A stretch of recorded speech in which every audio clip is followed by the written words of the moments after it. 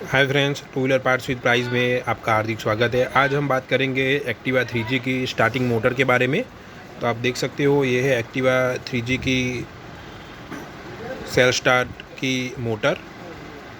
कई बार इसके अंदर के जो सेल कार्बन है वो ख़राब हो जाते हैं, तो इसके अंदर के जो सेल कार्बन चेंज करोगे तो भी ये सही हो जाती है।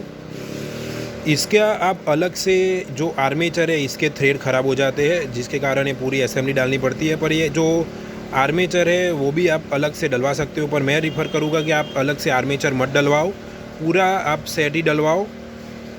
ये TVS कंपनी का लुकास का जेन्यून है। लुकास कंपनी का ये पूरी स्टार्टिंग मोटर है।